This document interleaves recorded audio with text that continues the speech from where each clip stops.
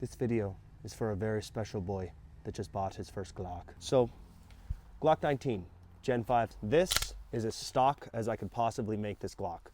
It has stock trigger, stock sights, Surefire X300. There's nothing different with the springs. There's nothing different with the slide. The only thing that's different is I have bigger hands, so I put a large back strap on the back. Stock mag. I got weighted base plates. I forget who makes these. I think it starts with a K, but you can get them on Amazon. They're like maybe 25 bucks for a 3-pack. They just have some weight to them. It's not an extended mag, but it makes it to where when you're dropping, it comes out so much easier than the regular mags that have no weight. The poly mags have 0 weight, so that's something to consider when you are shooting.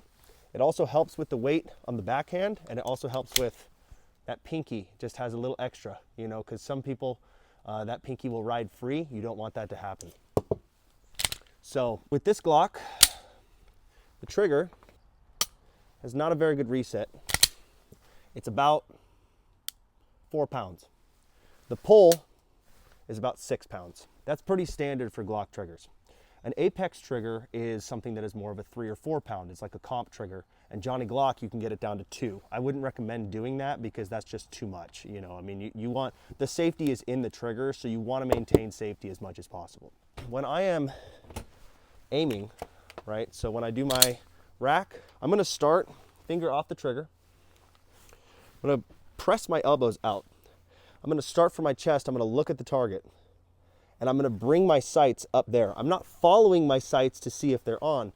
I'm just looking at the target, chest, and I'm pressing. And that press, everybody's different, but your elbows aren't gonna lock. This is locked elbows. You don't want that. That's gonna make this thing go flying. You wanna create a triangle from here to here to here. Creates a triangle like so. And that is your press.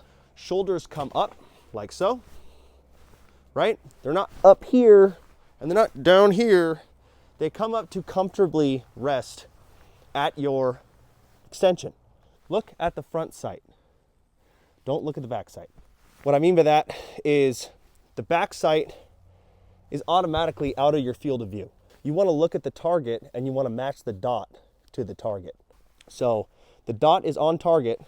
With Glocks, the way that the sights work is you're going to cut the target in half. Let's say this is my target.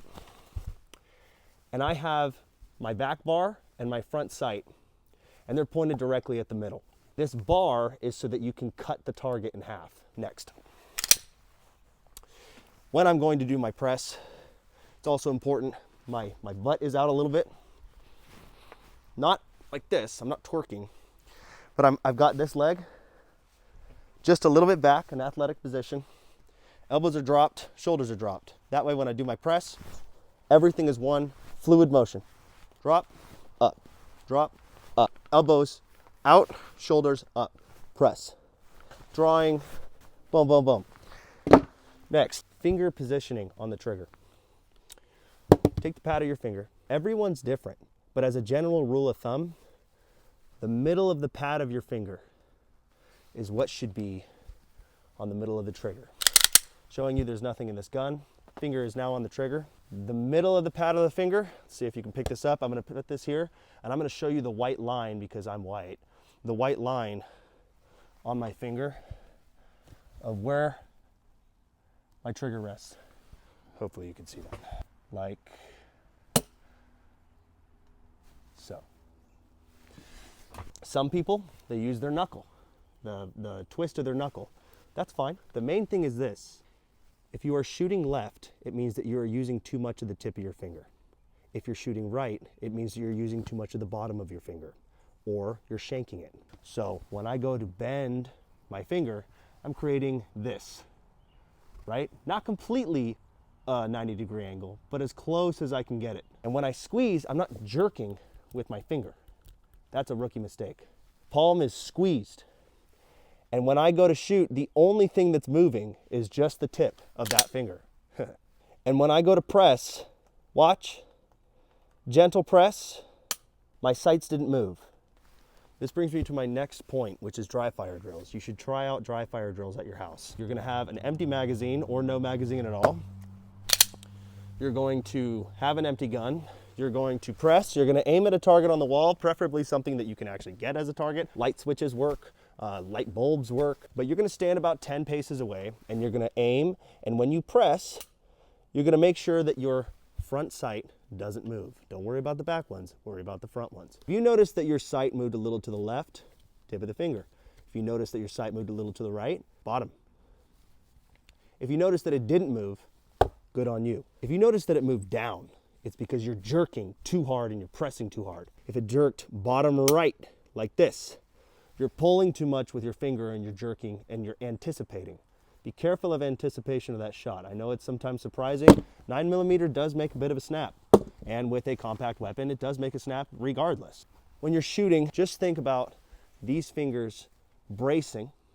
I'm not squeezing too hard with this. I'm not squeezing for dear life, but I'm squeezing hard. So I'm going to press these fingers here to fit into those knuckles, pinky about here, and my thumb always stays right there.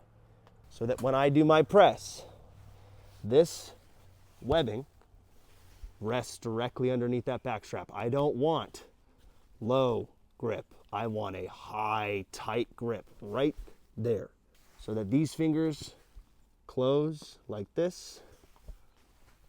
This hand comes here, grips.